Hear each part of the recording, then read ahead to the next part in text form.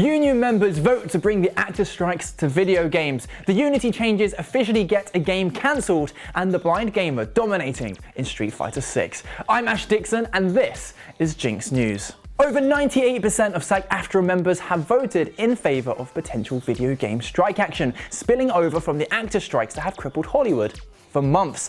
Now, if you tuned into the news yesterday, you may have been under the impression that things were beginning to de-escalate, what with the Writers Guild of America reaching a tentative deal with studios to end the strike. But that's just for writers, and their victory will give fresh resolve to the actors who are still fighting on. This new vote doesn't guarantee a video game strike, however, as negotiations are still ongoing. In fact, the next bargaining session kicks off today, and basically all the big names in gaming are involved. Activision, Disney, EA, Take-Two, Epic, to name a few. However, the new vote will not only strengthen the union's hand, but could become a very real tool depending on how the conversations go. Although there are big questions on how effective a strike in video games might actually be. Voice actors don't quite have the same star power as Hollywood actors, plus there's a whole load of ununionized talent in the industry, so it's not hard to picture companies just subcontracting around the strikes. Despite that, I'd have a hard time not backing the actors on this one. Video game companies have proven time and time again that they'll prioritize their bottom line over consumers. In fact, predatory monetization practices are only getting worse, so it's not hard to imagine these companies behave any better for the people actually making their games. Plus, a big element of all of these strikes has been the future implementation of AI, and you only have to look at how publishers like Ubisoft and EA are gagging to introduce things like NFTs to know this is a very real threat. Obviously, the downside is that a lot of these games are delayed enough as it is, and these strikes would only make things worse. But I'm curious what you think. Would you support an actor strike in video games? Would it even work? Let us know in the comments down below. Unity may have apologised and backtracked on some of its runtime fees over the weekend, but it seems it was too late to stop some of the damage from being done. That's because a planned Switch port of Ballistic NG, a Wipeout-inspired racing game, has now been cancelled due to Unity's recent antics. It's being made by developer Neognosis, and in a recent update to the game's Steam page, they've explained that even with the backtracking of Unity, they've still decided to cancel the Switch version.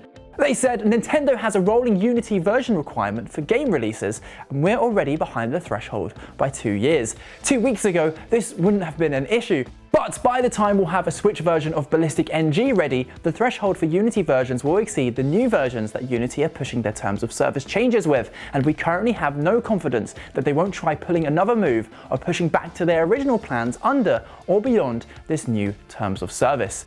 And you know what? It just goes to show how much Unity have messed up here. Even if they did a complete U-turn, the trust is just gone. They've shown that they're willing to flip the table and just screw everyone else over, and no poetically crafted apology note will undo people's completely valid fears that they'll just do it again. Hell, if this situation was a relationship and Unity was a partner to one of my friends, I'd be saying this is a giant red flag, get the f*** out. For now though, it looks like Neognosis are shifting their focus on a different project that doesn't use Unity, and I can't imagine they'll be the last developer we hear making the move.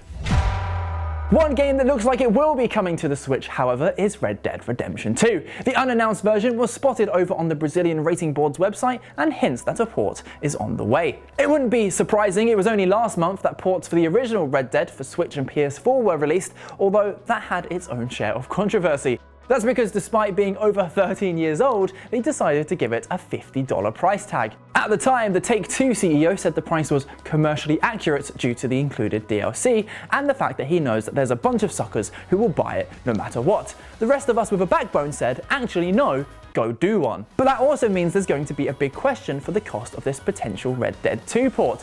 The sequel was released back in 2018, meaning it would be easier to defend a $50 price tag. However, the pessimist in me is just willing to bet that they'll knock it up another $10 as it's a newer game. But what do you think? What would be a fair price for the Red Dead 2 Switch port? Let us know in the comments.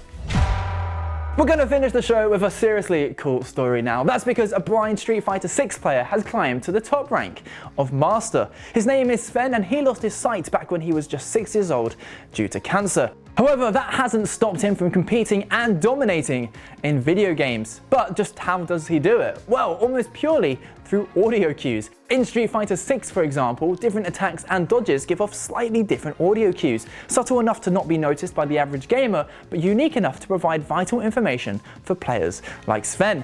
Combine that with the game's improved accessibility options, and suddenly you have an audioscape of information to work with. The whole thing is wildly impressive and beautifully displays Sven's skill, dedication, and talent. And it just goes to show how important accessibility features and inclusivity are in games. Anything that allows more people to enjoy and compete in the hobby can surely only be a good thing. Now, in November, a new top rank will be introduced called Legend. It's reserved for the top 500 players globally, and Sven will of course be gunning for one of those spots. If you do want to follow his journey, then it's definitely worth checking out his Twitch channel over at Blind Warrior Sven. And that's the show. Thanks for watching, and if you're hungry for more, you can always check out yesterday's news right here. Don't forget to like and subscribe, and we'll see you tomorrow.